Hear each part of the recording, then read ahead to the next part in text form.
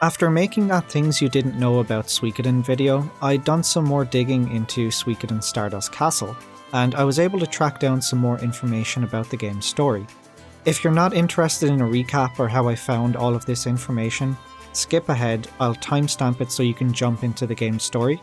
If you are interested in how I found all of this information, I appreciate you for listening. This took me days of searching, comparing, and piecing all these tiny little things from numerous sources together along with what we already have. The only current information we have about the game is a very basic plot outline from Konami themselves when the game launched in 2008, along with some details about character backgrounds. But the majority of the information about character backgrounds that we have came from 2 social media posts. The Suikoden wiki got all of its information from a forum post on an Indonesian forum called Kaskus from 2011, which summarized the role and events of the nameless hero. And the Genzopedia got all of its information from a Twitter thread from 2019, which gave a summary of each character's background. None of the information conflicted or contradicted one another, so the Suikoden wiki and the Genzopedia could safely go by the assumption that it was accurate. But even with those posts, we know next to nothing about the actual events of the game, as they largely only give some background on the main characters of the game. Until now, that is. I've done a lot of digging to find all of this stuff. I started by doing a deep dive on social media for any reference or mention of anything relating to Stardust Castle or the character names from Stardust Castle from the Japanese Suikoden community. 99% of the posts that came up in these searches were either Japanese fans voting in the yearly Suikoden character elections, or wanting Konami to re-release the game because they never got to play it or read it. While I was searching on Twitter, I came across a post from a Japanese user called Ghetto Jax, who posted a short summary of each of the game's 12 chapters in 2021. The chapter summaries he provided in this post accurately matched up with the character backgrounds we got from No Journey that the Genzopedia sourced all of its information from. His summaries also accurately matched up with the story summary of the nameless hero from the Kaskus forum post, which the Suikoden wiki sourced all of its information from. So everything is matching up. His summaries were filling in gaps between character backgrounds, things were making sense with how characters met up and became allies. I had an outline of the plot of each chapter, but one post isn't enough to verify and run with as a fact. I needed to find other posts mentioning similar details as his summaries. Even if all I found was one little thing, one little post that mentioned any of the events of any of the 12 chapters would give weight to the rest of his descriptions and help confirm they're true. I found a few more random posts saying the same thing, that the nameless hero is in fact Sieg's dad, and one post saying that the ending is beautifully connected to Tierkreis. So, excellent, we've pretty much confirmed Sieg's dad is the nameless hero, and that the ending of the game is the beginning of Tierkreis as a fact now. But these aren't exactly the chapter details I wanted. I was several hundred accounts deep in the Japanese Suikoden fandom on Twitter, and there was no more information to be found on Twitter at this point. So I widened my search, and then I stumbled across 2 old Japanese blog posts. I found one blog post from a user called Hinoki X on a blogging site called FC2. Hinoki X wrote a post in August of 2009 discussing their thoughts upon finishing the game. Some of the points they discussed matched up with the chapter summaries provided by Ghetto Jax, and more or less confirmed the events of chapters 6, 7, 8, 10, 11 and 12. That's 2 sources now saying pretty much the same thing about half the chapters in the game. So surely Ghetto Jack's summary of the remaining chapters is accurate. But then I found a second blog post, this one from a user called Melanzana on a site called Jugem in November 2011. While the majority of their post is about Tierkreis, there's a portion at the end with thoughts on Stardust Castle. Most of the Stardust Castle portion of the post is rambling thoughts about characters, which matched up with what No Journey had said in their character summaries. But towards the end of the post they confirm Chapter 9, and not only confirming it by stating where it takes place, but confirming an important event that happens in it. So now I have the events of chapters 6 through 12 from multiple sources with no conflicting information. I think it's safe to say that this information is accurate. While I wasn't able to find any other sources for information confirming the events of the first 5 chapters, the character backgrounds we have from No Journey do accurately match up with the chapter summaries from Ghetto Jacques. Now, I'm not going to sit here and tell you with absolute certainty that this information is 100% accurate. The information in these new sources is all Google translated, but by piecing them together using the information we already have from the other sources, we're able to make some sense of it and piece it together. There very likely will be some mistakes somewhere, but as a whole, it should be largely accurate. If you notice any mistakes, please do correct me in the comments below. Chapter 1 of the game begins with the final battle of this game's world against the One King. As the Starbearers make their way up the Order pillar to fight the One King, they're all soundly defeated one by one. Only a handful of Stars of Destiny remain. The Nameless Hero, Liu, Jael and Marika are the final group to arrive at the top of the Order pillar. There they fight the One King in front of a dying Tosh. The battle in this chapter is the opening video that plays at the beginning of Suikoden Tierkreis on the Nintendo DS. All of the 108 Stars of Destiny perished in this battle. Chapter 2 takes place at the beginning of the game, where we follow the story of Tosh, a farm boy from the small port town of Denbane. Tosh would spend all of his time training as he wished to join the Denbane Vigilante Corps, which is the local militia, as he wished to protect people. Unfortunately, Tosh was unable to join the corps as only those from notable and wealthy families were allowed to join. This left him feeling inferior to his friends Galagad and Blanche, who were members of the Vigilante Corps. Shortly after his rejection from joining the Vigilante Corps, Tosh would have a chance encounter with the Tenkai Star, otherwise known as the Nameless Hero, along with his companion Kario. During this encounter, the Nameless Hero would teach Tosh that he didn't need fancy titles or noble birth to protect others, and this is a lesson that Tosh would never forget. Chapter 3 takes place a little after the events of Chapter 2, where due to a change in circumstances, Tosh was accepted into the Denbane Vigilante Corps.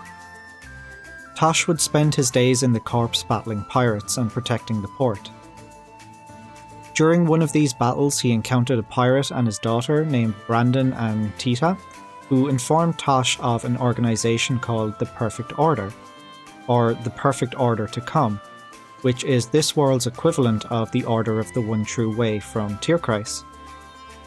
Shortly after this meeting, the Order would save Denbane from a pirate attack, and the town would ally with the Order. In Chapter 4, it's revealed that the Order used their ability to read future natural disasters, an ability they received from one of the chronicles in their possession, to wipe out the pirate fleet with a storm. Denbane would fall under the control of the Empire in their attempt of expanding eastward. But due to an oppressive reign, the people of Denbane would eventually turn against the Order. Both Tosh and Galgado would be imprisoned for their part in the rebellion. Tosh and Galgado managed to escape from prison, and at some point during their escape, Galgado came into contact with a chronicle that was in the Order's possession. After touching the chronicle, he awoken as a Star of Destiny, but was unfortunately recaptured by the Order. The chapter ends with Tosh and Blanche on their way to break Galgado out of prison, but then Kario appears, offering them a different chronicle from the one that Galgado had touched. Chapter 5 is a short one. Tosh and Blanche both touch the chronicle that Kario showed them. They both awaken as Stars of Destiny, and with the help of Kario and their new Mark of the Stars powers, they rescue Galgado from prison. Tosh and his group would then meet with the Nameless Hero that he met back in Chapter 2. There they learn all about the Star Corps and their fight against the Order, and agree to join the Star Corps. Chapter 6 takes place in the Leonis Kingdom. The Leonis Kingdom, being led by King Dyrus, are preparing to go to war with the Order. The Star Corps, who believe the Leonis Kingdom are being led into a trap, attempt to stop it.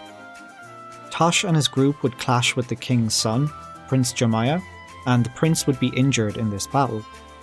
This injury would cause Prince Jemiah, along with his bodyguards Ashen and Rio, to retreat from the front lines.